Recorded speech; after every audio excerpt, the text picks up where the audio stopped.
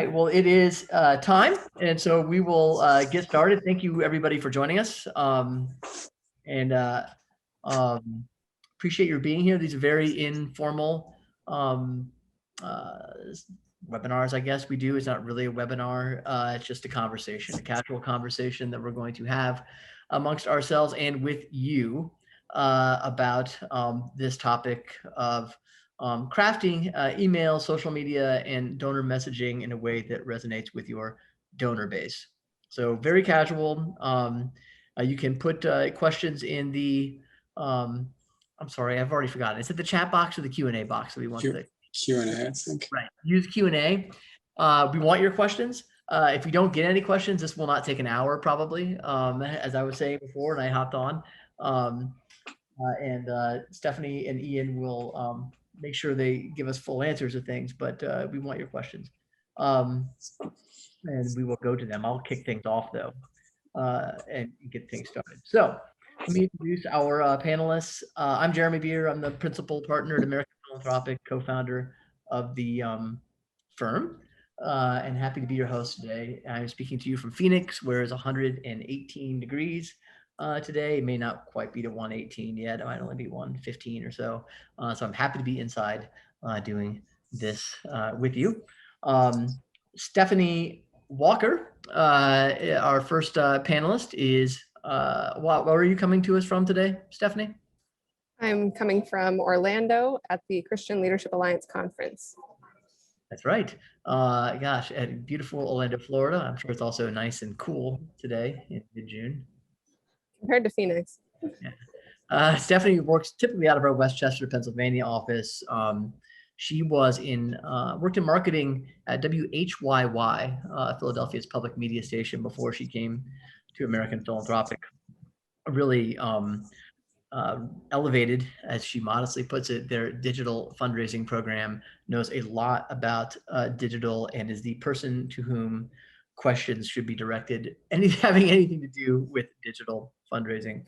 Before that, she was at Hope International, and she is a graduate of Eastern University, plays oboe in the Lower Merion Symphony, which is really cool, and the Palladio Chamber Ensemble, and also told me, I think, that she likes to play oboe in her room along with, was it Justin Bieber? You said it was, yes. Yeah, you're welcome for that outing. That is accurate. Yeah. Hey, I wear it proudly. I'm a believer. Okay. I wasn't sure how you feel about that, but I'm glad you wear it proudly. Is it oboe, which is associated with a surprising number of brain aneurysms, or is that a different woodwind? Oh my gosh. Yes. Yeah, that's my instrument. Hey. The back pressure from playing the oboe is very similar to blowing up a balloon for the entirety of a symphony. So we have a much higher occurrence of brain aneurysms. Wow. Well, that's a good way to get us kicked off. Now we all need to drink. And thank you, Ian, for that uplifting intervention. Actually, I noticed. Keep our eyes on the end. I don't know if they've hopped on yet, but there was someone registered from the Harrisburg Symphony Orchestra, which is very near and dear to my heart. My first oboe teacher ever is the principal oboist there. Great orchestra. All right, good. I'll call out. If you're in the Harrisburg Symphony, please tell us that in the chat. We can hear from you.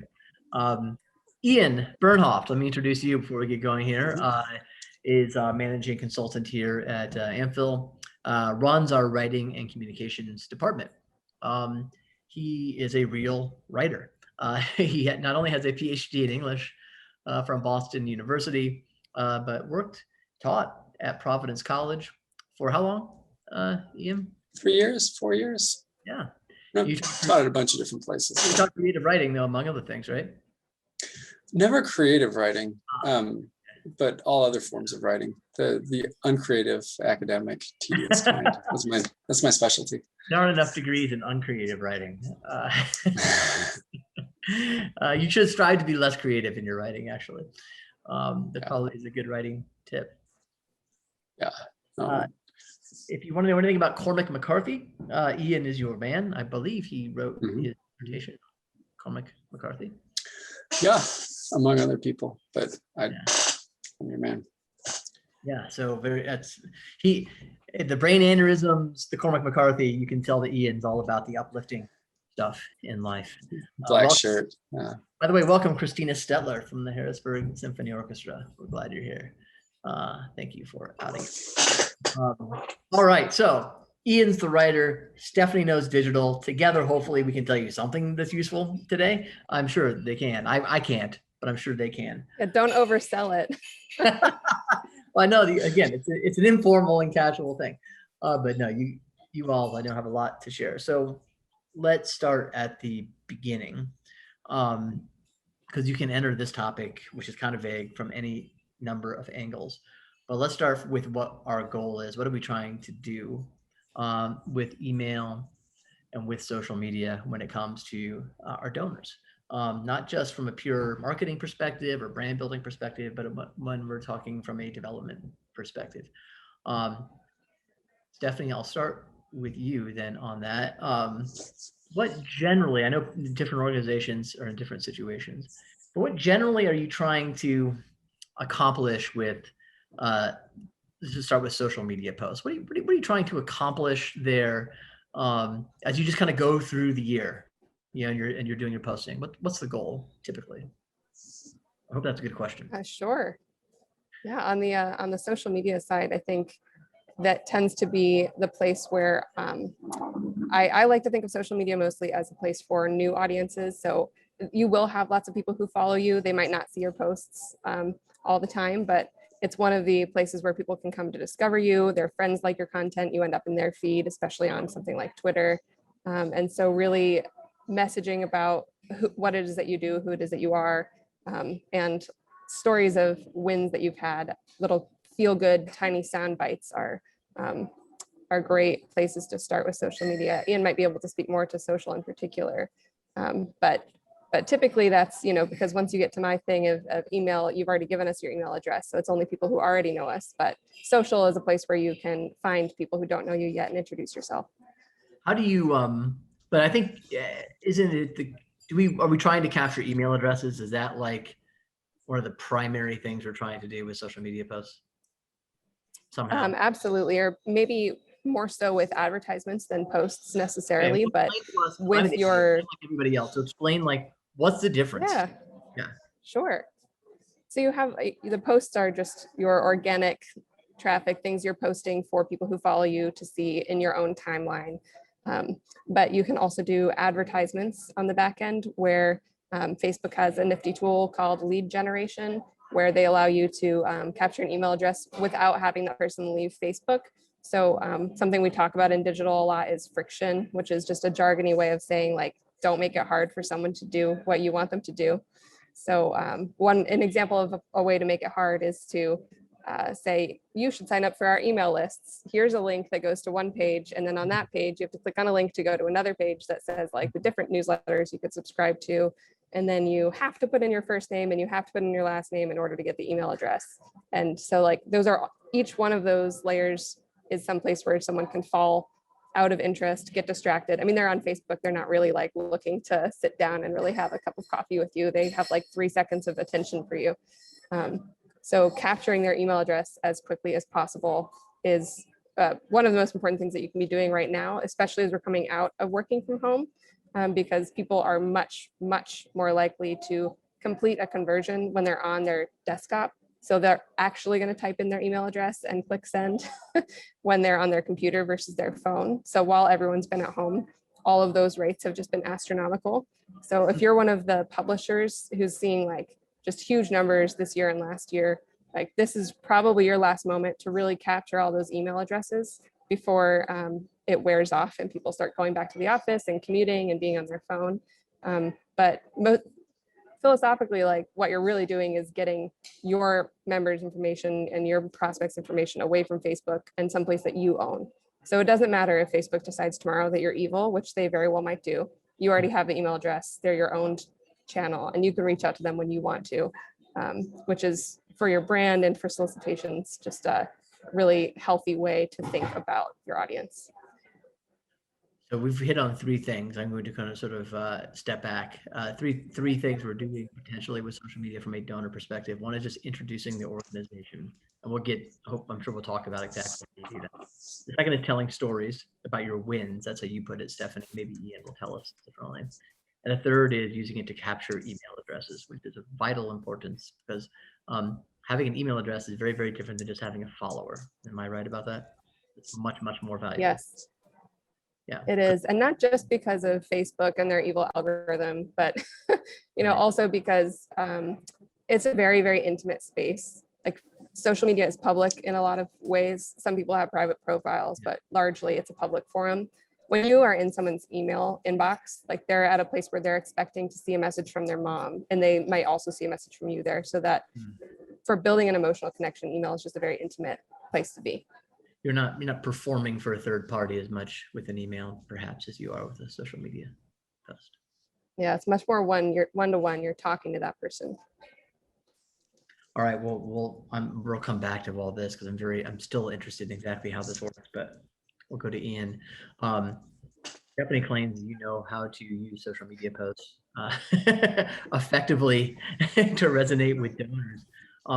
What are you seeing that works well for nonprofit organizations when it comes to telling their stories on social or trying to connect with donors on social? Well, I'll get to that. I want to answer the question that I wanted to answer first that you didn't ask yet. And that is, like, I'll get to that soon, Jeremy. So, first. That's a great question, Jeremy. Let me ignore it for a second. Stephanie said a few things that I just want to reiterate for two reasons. One is to remind you all what Stephanie said, because I think you should remember it. And secondly, because I think that there's a ton of overlap between the form and the content here in terms of like, how do you approach this genre? From a sort of like technological standpoint, as Stephanie was touching on, and how should that inform your writing? So the things that I wanted to highlight from Stephanie were, on the one hand, that this gives you a chance, social and email gives you a chance to sort of storytell on a more granular or micro level. So you're not necessarily giving this sort of prospectus overview of your organization, but rather you can take time on like a specific snapshot, a specific story, a specific win, a specific problem.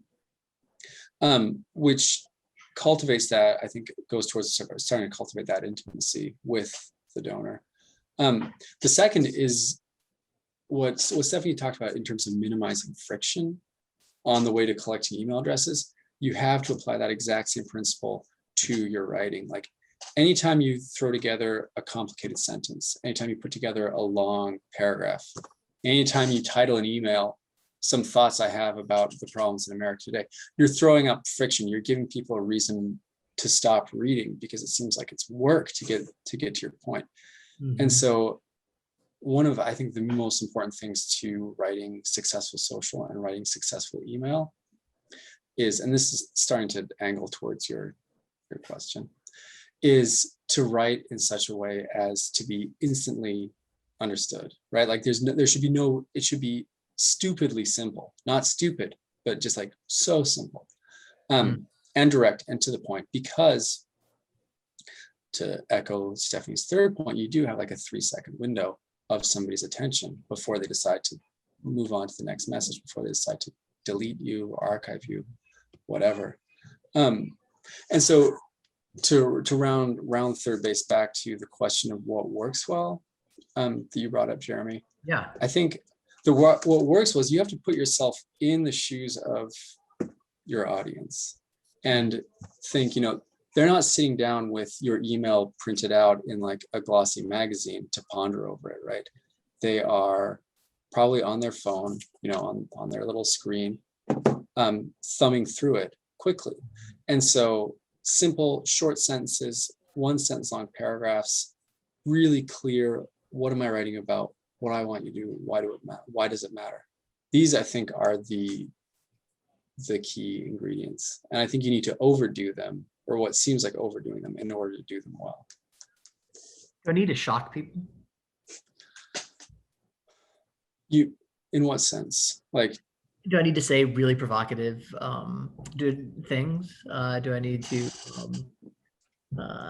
or do I need to BuzzFeed them? Do I need like seven ways, to save, classical music. I'm just going to use our Harrisburg person here, inside, find out the secret kind of stuff.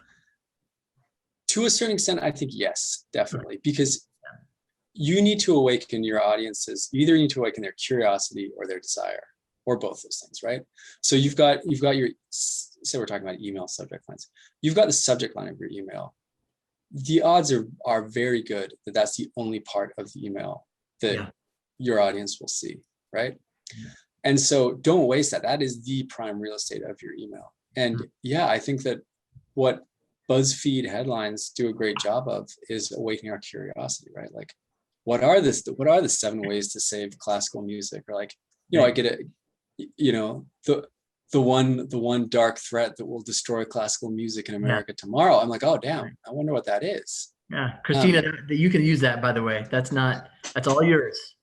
I'm gonna get an email with that subject line, by the way, the next week. Okay, continue.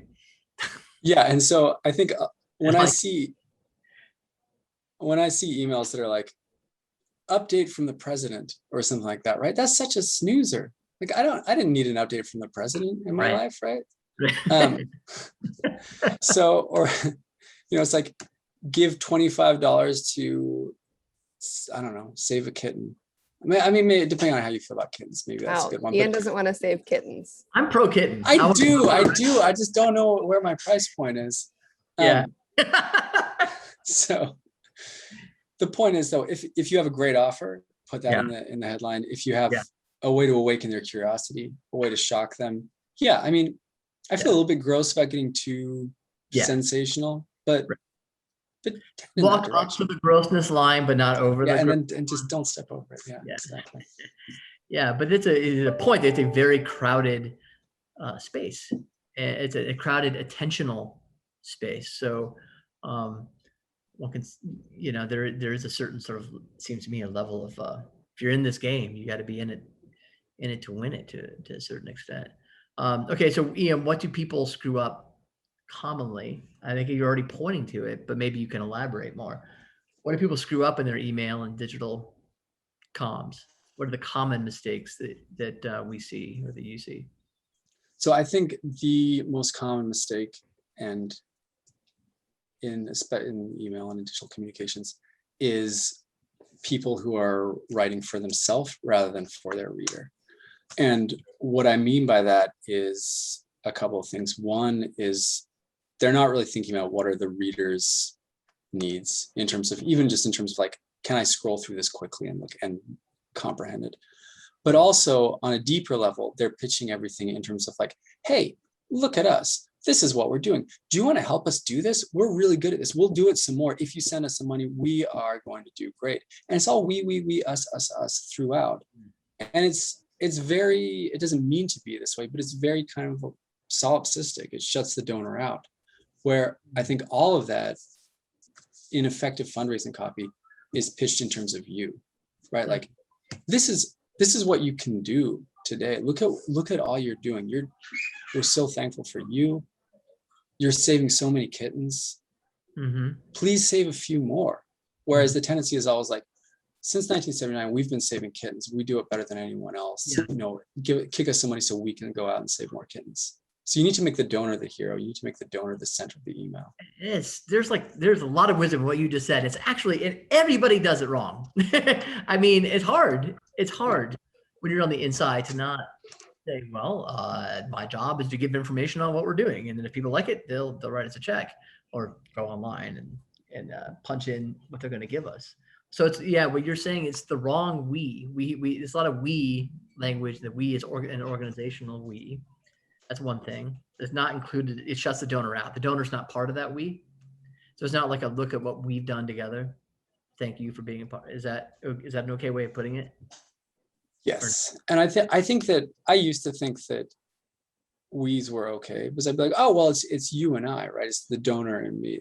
But really, I think that especially because the reader is reading quickly and because there's a certain intimacy, again, with being spoken to directly. For the second person. I think it has to be second person. Yeah. That's very I like that. I like that. It's so hard to get to sometimes. Maybe I'll come back to you and push you on why that's so hard to get to. Was there anything else you want to, before I cut you off and go back to Stephanie, were there other mistakes you want to point out? I mean, that really is my favorite hobby horse. Yeah. And so. Yeah. Well, then let me ask Stephanie two questions. One's going to come from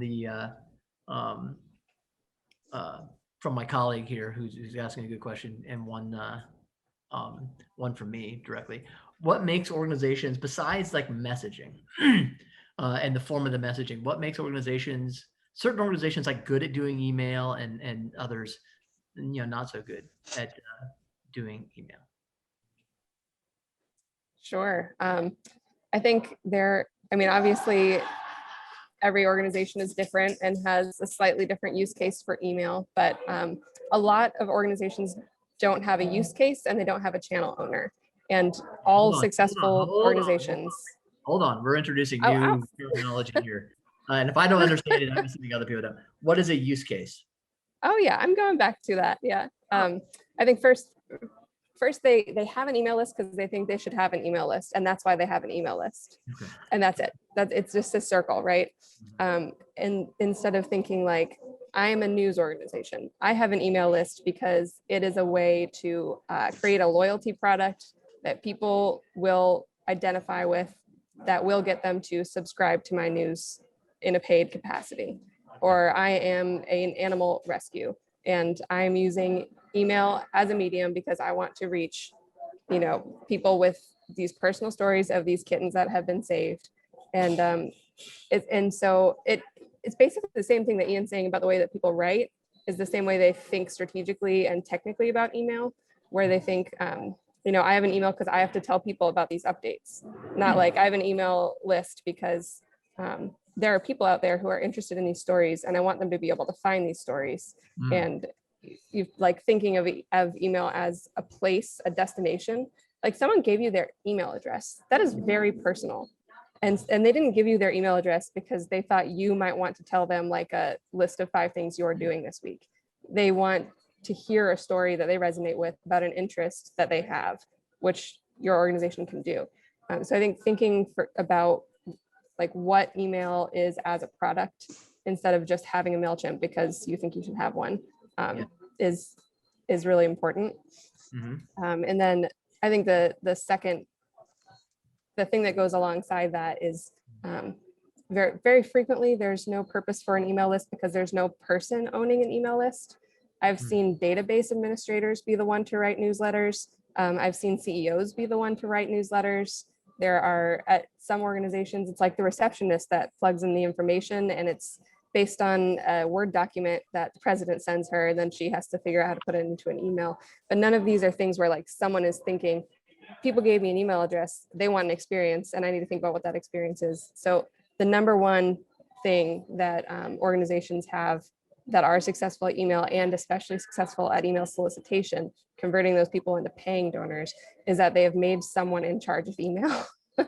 There's someone, I know not every organization can have, the email coordinator, someone who thinks about it full time, but I've seen successful organizations, a lot of them house it in marketing. They're the people who everybody has to talk to get, images and copy and links and whatever. So they know what's going on in the whole organization. So that's a really good place to house your email person. And that can be just, 30%, 40% of their time, but it should be a significant portion of their time. It should be in their job description. If you want to succeed at email. Well, that's, and when you're, no, that's a good, just general point. Anything you want to be good at, you need staff and make it a serious part of somebody's job. Sorry, go ahead. You're going to waste so much time and money by having some random person do it who doesn't care about it and doesn't know how to do it. Yeah. So you're not just like, oh, I don't have a starting salary for an email person. It's like, well, you kind of do because your CEO is writing emails. How much time do you think that costs? How much money is that worth to you? Right. Yeah, good point. There's probably a better way for the CEO to be spending his or her time. A lack of caring and lack of competence is not a great way to succeed in anything. So you want to kind of combine those two things in an email someone needs to own email. That's a good point. I'm glad you brought it up. It's not one that we hear all that often. And that makes a lot of sense. Let me ask you another question here while we're at it. People always ask this, and I know it's hard to answer, but I think we need to give some indication if we can. Like, how often do you, let me put it this way. We often hear on the email side from clients, like, geez, we can't keep sending so many emails. We're sending so many emails to our people. I don't want to flood them with emails. We're very concerned about sending too many emails. That's usually the concern.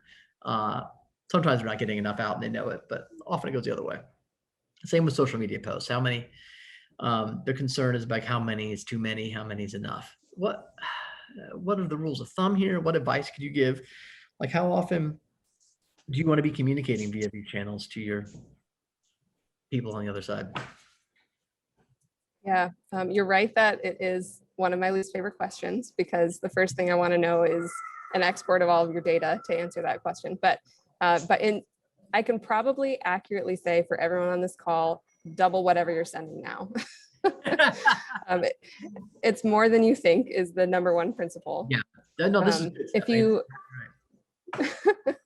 there, at least for newsletters, I think there is at least a hard and fast rule of a lot of nonprofits in particular will send one monthly newsletter that's very long, and cutting that into a weekly newsletter is, you're going to see a lot more engagement, a lot fewer people forget who you are from month to month and unsubscribe, and a better experience. Like to Ian's point about scrolling, you can't use all of the text that you used in your print newsletter and send it to them once a month in a newsletter, in an email newsletter, because it's just overwhelming. So cutting it into at least once weekly newsletters are golden. I encourage you to have multiple newsletters. One might be more of an update about things that you're doing for people who care about you. One might be just like the weekly uplifting story newsletter of like, this is Cindy the cat who got saved this week. It can be very short, like 4 sentences. So it shouldn't be too much of your time. But more frequently is definitely the answer. And the average number for, pardon? Yeah, I like it because it's a real answer. I mean, it is true. People, we see every email, so we think it's a lot, but the person on the other end isn't paying nearly the attention to this that you are. Yeah, I did kind of a thought experiment with myself before this call, because I knew that this question was going to come up. So coming from WHYY, where I was previously, we were sending an average of 119 emails a month of different campaigns. And a lot of that is a daily newsletter, so that's 31. But outside of that, there's clearly a lot of investment in email from public media and news stations. And when you're in it, it really does feel like a lot. And when your CEO sees every single email, he feels like you're emailing too much. But I've been away now for 6 months from that company. They're in a pledge drive right now. I've noticed 2 emails, and I just texted the girl who's running it now and said, how many emails have you actually sent me? She said 4 email solicitations, 1 pre-sale event that's actually part of pledge, and a mention in a newsletter. Yeah. So it's you think like, oh my gosh, I've hit this person 6 times this week, but they have not seen it 6 times. Yeah. No, that's super good advice. And I hope that's helpful for whoever asked that question. I'm going to, before I get back to Ian here, I'm going to ask a question from one of our attendees. It's a very, very difficult question. I'm not going to answer it. I'm going to say it and see if Ian or Stephanie can answer it. You're a new nonprofit. You don't have an established donor base. The question is, how do you get started and what should you do first? That's a huge question. I'll answer it a little bit, but I want to, I'll throw it over to Ian and Stephanie. Your biggest challenge is to find a financial backer who will help you really get going. If you have a serious vision for this new nonprofit, it's not just going to be a super shoestring little charity. You might raise a few $1,000s for a year, but it's something you have hopes for to do, maybe get to $1 million a year one day, or at least in the high hundreds of thousands. You need venture capital. You need investment capital, angel capital to help you get going. That's my first advice to you. I know it sounds a lot easier. It's easier said than done, but you got to think very seriously about that, because it's like a business. You're starting a business, and to start a business, usually you need money. and you need money to help you go find other money. You need an investment to help you go find more donors. And your first job is to go find more donors, because you're not going anywhere without them. How do you, I'll throw this out then, I guess, Stephanie, let's go back to you probably, organically, without a lot of money, maybe you just have a couple $1,000 of your own money to invest. Can I start to get donors or at least email addresses just organically through social? I think in this case, one of the best things that you can do is really be clear with the person who's designing your website, because you're most likely having a website designed right at the beginning. No matter how much money you have, you're going to have a website. So make it clear to that person that one of the key goals of that website is to get email addresses. So Okay. if you have this like great website, but someone has to go and use the search function to find like, do you have an email newsletter? That very few people are going to do that. It's not going to occur to most people that they should be looking for a newsletter. But if they come to your site because they like what it is that you're doing, and you probably have at least a few thousand people coming to your site if you exist. So having it built so that like there's a email address box in the top corner and you can enter your email right into it. Having a pop-up, a lot of pop-up tools are free. Some of the free ones are pretty bad, but even the bad one is better than no pop-up. Having the messaging at the bottom footer of your website that, you get down, someone scrolls all the way to the bottom, they're really trying to figure out who you are, and just have a big play down there to say, get weekly updates from us, and here's our email address. And then there's the lead magnet kind of way. So if you have whatever it is that your organization is about, create something that someone can download or someone would want access to. And that can be like an ebook, like everybody's seen the ebook plays. I love doing it with a free newsletter, advertising that like it is the thing that you're getting by exchanging your information. And if you want to talk a little bit more about what your organization does in particular, we could give you some more custom advice probably, but those principles would probably apply to most people. I think it's basically you got to build a list. You got to build a list of people you can communicate with, build relationships with, and ultimately be asking for money. Second thing is find someone who can bankroll this for if possible. There's someone in your life who believes in this too, believes in you, and can help you get going. All right, well, let's get back to Ian. Patiently waiting. Ian, for him to go, 10 minutes without talking. I know, so difficult. Ian, how has let me ask you this. You mentioned before that people look, I think maybe we've already covered this, but if you feel like you haven't covered it, you have more to say. How is the fact that people are seeing your stuff by scrolling with their thumb on a smartphone screen? How does that change how we should write to our donors? Yeah, I mean, I touched on this a little bit, but I think it bears repeating. You want to have short paragraphs and short sentences, like ideally not even more than 1 or 2 lines of text, and then it's a new paragraph, because you want to be able to have that space as they're scrolling down. You want your sentences to be simple, direct. You don't want to put your subject over here and have a bunch of middling clauses and then your verb over here. You want things to be short, to the point, and spaced out. A nice clear donate button or call to action button. You want to reiterate points because they might have skimmed over it the first time. If you have, say you want to get to 3 different points, bullet them out or make them into a list, anything that visually makes it easier to apprehend right away, right off the bat. And so even, if you've got sort of like normal, say, proposal English here, and then direct mail English is down here, I think email English it's off my screen, I guess, because and it's not talking down to your audience, right? It's recognizing that they're busy, they're not going to give you much of their time. You shouldn't make demands on their time, so make it really easy for them. And that's my main advice there. Well, then let me ask you this. So then I think that's good. That's all well taken. But let me just, since we're at it, before I get to the next question, just put a plug in here. there's a group out there called Next After. It's a totally different company than ours, but they're really great. We really like them. They do a lot of research. They call themselves they're an agency, a digital fundraising agency, but they also do fundraising research, digital fundraising research. Check them out online. It's nextafter.org or nextafter.com. And they do a lot of research. But one thing that they have found in emails is this is semi-apropos. The plainer the text, the better. The plainer the formatting, the better. So if you're taking a lot of time to make really pretty emails, you should stop doing that. At least from a solicitation perspective. I don't know if this applies to the newsletter. I doubt that it does. But if you're asking for money, it's kind of what Ian's saying here. You got to make it really simple. Get right to the point. And apparently plain text helps do that. I think it also just helps. It makes it seem more personal. But it makes it seem more like a regular email. The more you can make your email look like a regular email, the better. Am I wrong? Do you guys disagree with that or Next After?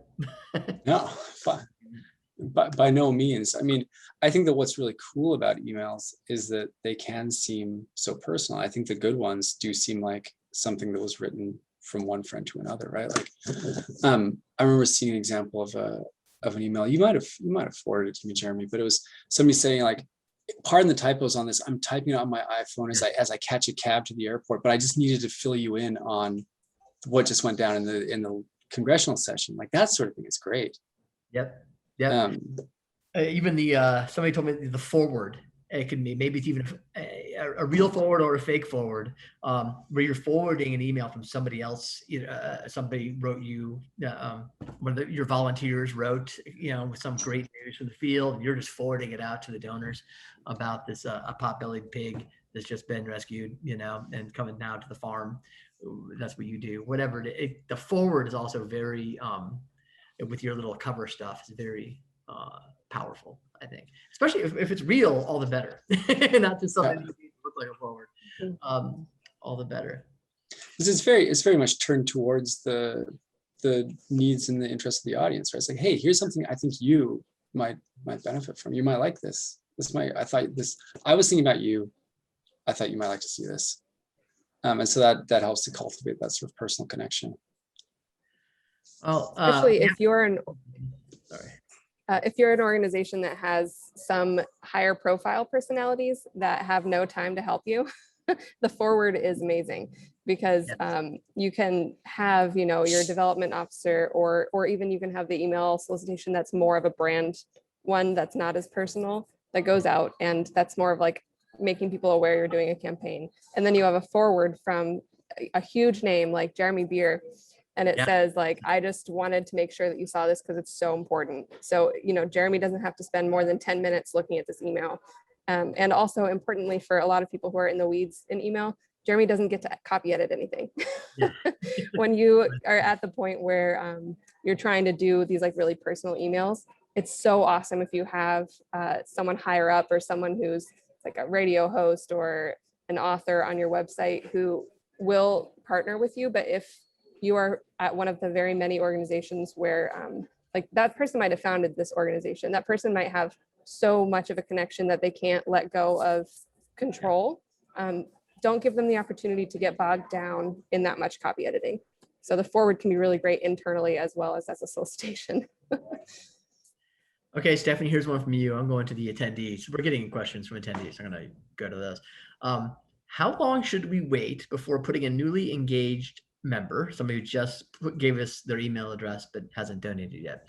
How long should we wait until we ask them for a donation? Is there a rule of thumb about that? And is there a rule of thumb about how many like non-donation, we call them cultivation touches, there should be before we make an ask? Yeah, I think for that question, it's not as much like a time period, like 1 week, as it is a touch number. So if you have a welcome series, you probably want them to get through your welcome series before you ask for money. So if they happen to sign up in the week that you're in your campaign, you'll probably want to suppress people who just signed up and haven't completed the welcome from getting that first ask. But I do really encourage you to put maybe your third effort in your welcome series be a donation ask, because they're not new to you. They gave you their email address. So they're not, if you were thinking in a funnel, they're not at the top. because Yeah. they're on your email list, Right. which we don't think in a funnel one possible, because it doesn't really allow for the fullness of the human experience that someone is going to come in at different points in their life. Someone is going to come in who loves your work and can't afford to give. Someone's going to want to give 10 times a year. So we like to think more of a circle, but just in, getting the point across, they're not brand new to you if they're on your email list. So don't be too worried about approaching them. Yeah. So your point embedded in your response is, number one, that ideally there's a welcome series, that there's something happens when you get a new person's contact information that's special. That's not just like throwing them into the general comms stream.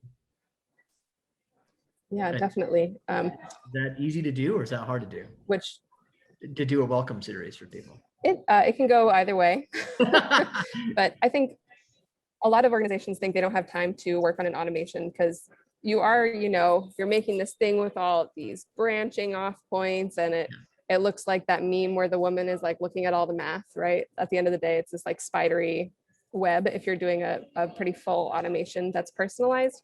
But if you're having trouble getting one started, look at what was your most successful email last month, which you should know because you should be reporting monthly on that type of thing.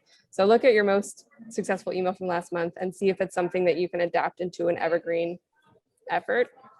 So try to use something that you already have and repurpose it. When something is really a big winner for you, make it into something evergreen and add it to your automated series, instead of being like, you're just always going to put off the idea of starting the automation because you always have emails that have to go out today that are in real time.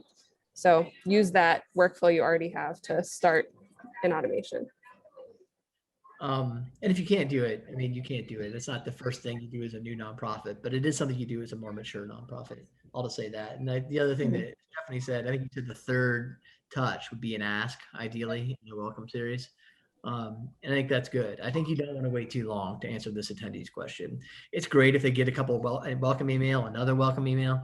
But yeah, I think by the third one, fourth one, they, be giving them the opportunity to give and to support you. So not too long, I think, is the answer. Yeah, and even if it's just one email that says welcome and what to expect, prioritize that. I like it. I also, if I could just chime in for a second, I think that basically any email you send out should have your basic case, right? Of what do we do? Why is it urgent? What can we do about it? Or like, how can you help us? Mm-hmm. And maybe you don't necessarily, I get the idea. I'm not second guessing what you're saying, Stephanie. You maybe postpone a second, but in a way, it's a very thin line to cross between the communications you're already doing and just actually putting the ask in, right? So like, more or less everything you're sending out is saying, hey, here's what we do. Here's why we're worth supporting. And then it's a thin line between just saying, and will you support us? That's good. That's good. Just one quick thing. Another attendee just want to make sure. She says she'd be extremely annoyed if she got your 119 emails a month, and she'd mark you as junk. I mean, you don't find that as a common problem? I think that it is much more common for people to unsubscribe because you don't email them enough than the other way around. The unsubscribe comes real quick when they don't remember who you are and they think that you infiltrated their email box. And so, yeah, I mean, people, it's kind of similar to the whole like Netflix thing where everyone saves a bunch of documentaries to their playlist because they're like, I'm the type of person that watches documentaries, but they don't watch them. So it's really similar. Like if you have the data on the back end that people are opening the emails, that actually should speak louder than your CEO who says, I don't want to receive that many emails, or you thinking personally that you don't want to receive that many emails.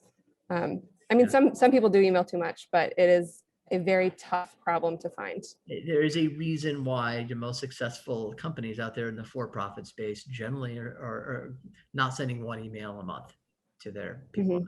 Yeah. And don't be afraid of the unsubscribe. A lot of organizations on this call are very pro-freedom. That person is telling you that they're not your audience. That's fine. Yeah. I also think that for me, when basically anytime I've unsubscribed, it's always because there's something really repetitive about the specific email. Like they don't change their titles, they're sending the same offer every single time. I think if you're mixing up your communications in a way that Stephanie's saying, that's already going to go a long ways towards preempting that sort of irritation. Ian, here's one for you from an attendee of this Scotch Talk. I notice a lot of fundraising emails are very long. Do you advise that, or is shorter better? I mean, I would like to hear Stephanie chip in on a more sort of like what the data are saying. Wait, I know what the data says. I know what it says from next after anyway. Longer is better. Is it better? Yeah. I think they found the ideal length with something like at least 800 words or something like that, which is like a shockingly long for an email. Wow. Somebody can check me on that and go to next after site and come back and tell me if I was totally wrong, but that's just from memory. What I would say about that, as I salvage that observation and my earlier insistence that you need to be direct to the point, etc., is that I think that 800-word email is telling the same story a number of times sequentially over the course of an email, so that if you are reading it swiftly, as you probably are, you're going to get it, even if you hit like the second 200 words or this fifth 200 words. Your thumb's going to get tired at some point, but I think that the story needs to be simple, and it needs to, again, just lay out, what are we doing? Why does it matter? How can you help? And I guess if you do that over and over and over again, even better. Yeah, I'm gonna try to find that as we're sitting here, but go ahead. It does matter at what point you are in your campaign. I think if next after it wasn't probably asking like, what effort is this in your campaign? So if it's coming as the first email, it's probably good for it to be longer. They don't know that you're trying to raise money this week. And then you're setting up kind of your case for support. And throughout those impressions, I would say get shorter as you go. So you can get some great results on a really short email if it's part of a longer campaign. But also, if you should be segmenting your list so that you can see how different types of audiences respond. For whatever reason, in my testing at the NPR station, the lapsed donors hated long emails, but the like sustainers loved long emails, and prospects liked shorter emails. So it's all different depending on what audience you're talking to and your organization. But test it, get your own data, and then you'll know. Yeah, and I can't find this research now, by the way, so I may be completely wrong, but I'm looking for it for now 90 seconds. So you think the next after I would trust their research on this. It is true, by the way, just for the record, in your mail that often longer works better than shorter. You can test that as well, but we know that's the case, especially for acquisition mail. All right, let's see here. I'm trying to get through more questions from people. Somebody asks, what are some strategies for lead generation from social media? I think you hit on this a little bit, Stephanie, about Facebook has a tool called lead generation, I guess. But yeah, what are strategies for getting leads via social media? Leads, I think we're defining here as an email address, contact information. Yeah, as an email address. There are a couple of schools of thought on this, and we have tested different things. Different people in the company have tried different things and have favorites. My favorite is using the Facebook, like the tool that they make to stay inside of Facebook. And my reasoning there is generally that Facebook doesn't want you to leave, so your ad is going to be a little bit prioritized if you do what they want you to do. So they're kind of holding you hostage, but I do think you get a boost from not linking out. However, we have someone I think might be on this call named Carolyn, who has tested doing lead generation where you do lead to a landing page and you have a survey or an offer of some sort. And she sees that she can get much cheaper leads through that. So you can do it either way. At some point, I'm sure we'll hear from Carolyn in one of these calls, but she has a lot of experience with that. You can also do giveaways, of course. Okay, no, but this is good. You're laying out things as if, but people don't know this. So it's like, do a survey, right? So you could do a post that's like, take our survey. You know, we want to know how you feel about the future of classical music, right? Or kittens and their challenges today. Is that right? Yeah. So it's like, boom, go to the page. And then to do the survey, you have to give us your email address. Is that how that works? Either to do the survey or at the end of the survey, just asks for your email address. But it is, in that methodology, you do get people who have a higher intent of interest in you. Like in my method, it's super quick. And, if they've ever signed up for anything on Facebook or Instagram, their email will automatically be populated already on your form, and they can just hit send. And that can be really effective, but that person only spent 2 seconds thinking about you. In Carolyn's method, they sat with you for like 25 seconds and they might have a stronger connection to you. But a couple of different ones. Those are some very concrete. Okay, that's good. I hope that's helpful to the person who asked the question. Are events like this, a Zoom mini conference, for instance, advertised by emails, useful for obtaining email addresses and or loyal followers? We were asked by an attendee, and the answer is yes. You may, I think you probably had to put in an email address to be on this Zoom call today. I actually think it's an underused strategy. I know what you guys think, Ian and Stephanie, to provide content, like hopefully we're doing here today, as a way to get people to join you in something. And then, you also have contact information for future communications. What do you think? Yeah, I agree. No, there's a little bit of quid pro quo, right? In terms of hopefully providing something of value.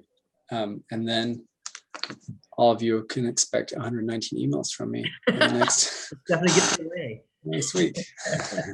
If you unsubscribe, we'll know we did not email you. No, it's not just to generate leads. Other Jeremy. But no, it is something you should be doing. The nonprofits. I really pushed on this obviously during the pandemic because you couldn't go meet with people. You weren't doing many really events probably in person. If you're like a content rich organization, maybe you're in the policy space, education space, man, what a great thing. Do a bunch of little mini conferences, seminars, webinars, stuff like that, symposia online, blast it out there, get people to raise their hands, say, yeah, I'm interested in this kind of thing. You're my people. This is what I'm interested in. What a great thing to do. They get to see the product, like they get to see it in action. They get to meet you in a way, right? And you can follow up, and we can see if things go deeper from there, depending on what you're doing. What do you think, Stephanie? I totally agree. As long as you're remembering to import them to your system afterwards, which a lot of people don't do.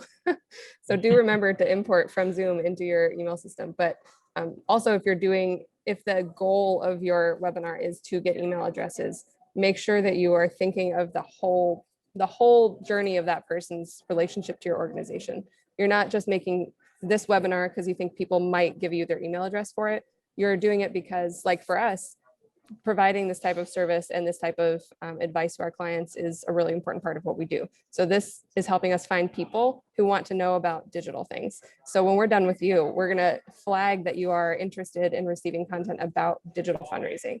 So if you're thinking of the webinar as one piece of the whole journey of that person, you want to be capturing information about it other than that they attended something with a specific name. But there's someone who's interested in this thing that you're trying to be about, and make it part of their whole life cycle. Ian, we only have a few minutes left here, so I want to pitch over to you because I wanted to give you an opportunity to just say a little bit about the art of storytelling.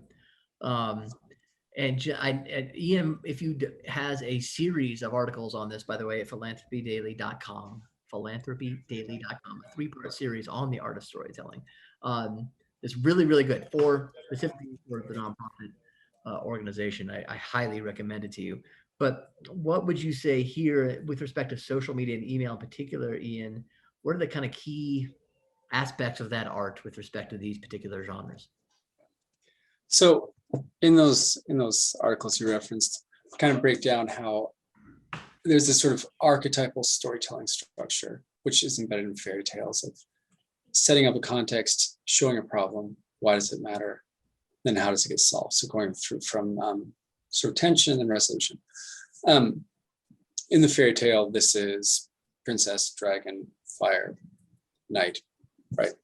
But that story, which we could even distill even further down to problem and solution, or problem, so what, and then solution, really needs to be front and center in all your communications, because that is ultimately like the story of your organization, right? It's your case for why somebody should support you, why I should care about your work. And so when you're writing an email, even, you can do it in a Facebook post in a half dozen sentences. Ginger was starving to death in a gutter. We picked her up. She was a newborn kitten. We fed her milk, brought to you by you. Now she's a healthy tabby cat roaming the streets. Like, thank you so much. Great. I don't know if that's the happy ending we were looking for. I guess I need to fine tune that. But like, you can give a little snapshot, right? Like a photo of somebody, and talk about it. And so no matter even in a tweet, you can distill this. Like, here's a problem. We're running out of oboists. This is what the future of classical music looks like. You can help. You can help oboists like Stephanie live a better life. It can be a tweet, it can be an email, it can be whatever, but it always needs to deliver that sort of thing. And you can't just expect your audience to care because you care. And you can't just expect them to care because they see the big picture, because they probably don't see the big picture. You see the big picture. They need to see this simple, like, here's a problem, I can do something about it, and it'll make me feel good. It's very good. I love that. Problem, so what, solution. Is that what you said? Right? Those three things. I mean, you really can do that. Get good at that. Get good at doing that in a paragraph. That's your elevator pitch. Yeah. That's it. Anytime somebody asks you what you do, that's what you need to be able to, and you can do that in emails and on your social media posts. We are coming close to an end. So I want to give, there's somebody asked about systems. What maybe systems would we recommend for these kinds of purposes? Stephanie, is there one in particular that you like? Yeah, we have, I've had experience on a good number of the ones that are out there. I am a really big MailChimp enthusiast. I've recently been working with HubSpot, and I think it depends what it is that your organization is trying to do. But one of the things that you need to look for when you're thinking of an email system is how attached it is to everything else that you do. Because we don't have this question about big tech because they think it's interesting to get your data. Your data is really valuable. You want to get it yourself. So something like HubSpot would be my preference, even if you're really small, because it shows you where someone comes in, their actions on your website, you can do pop-ups through it, email, you can do social media, completely bypass the crappy Facebook tools that are so hard to use if you don't want to get involved in that. And you can really see the whole life cycle and gather information that will tell you, even if you don't have a strategy right now, what people like most about you, so you can develop a strategy in the long term. So if anyone's using HubSpot and you're not sure if you're using all of the features as well as you could be, we'd love for you to reach out. We'll do a little free consultation on that. Wait, and Stephanie, you also told me before we did this, you will read people's newsletters. Yeah, you're going to make 5, it's going to sound very infomercial-ish, but it's really true. Up to 5 people. If you want Stephanie to, what was it? What will you do? You will give them feedback on their newsletters? Yes, if you want to just forward to an email address that I'll put in the chat here, your most recent newsletter, I'm happy to tell you a couple of ways that you could improve it easily. Ian, on the other hand, will give you none of his time. Yeah, no, I only send emails. I don't read them. Stephanie's going to be the one doing it this time. So please take us up on that and on the HubSpot thing if you want to know more or anything else that we might be able to help you with.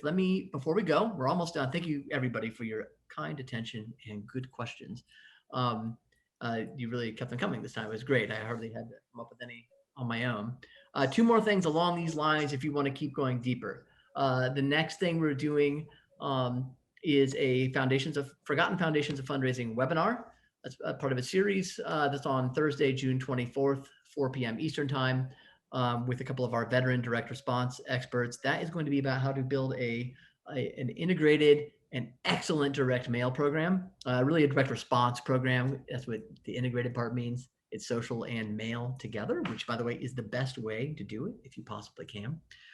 So would love you to join us on that. That's free, June 24th, 4 p.m. Eastern. And then the next thing, Thursday, July 15th, is a 3-hour masterclass on same thing, integrating your direct mail and your digital outreach. And that is, you have to pay for that. That's the masterclass. That's really going deep and very limited in its size. We have 10 seats left. And here, I think this is in, oh no, I'm supposed to say this. Civil Society, all capitalized. That's a 25% discount if you want to sign up for that. So that is July 15th, our masterclass, free webinar, June 24th. This has been a Scotch Talk. Thank you for joining us, everybody. We appreciate it. Thank you, Stephanie. Thank you, Ian. Thank you, Nicole and Haley, for setting this up. And thank you all for joining us. Appreciate it.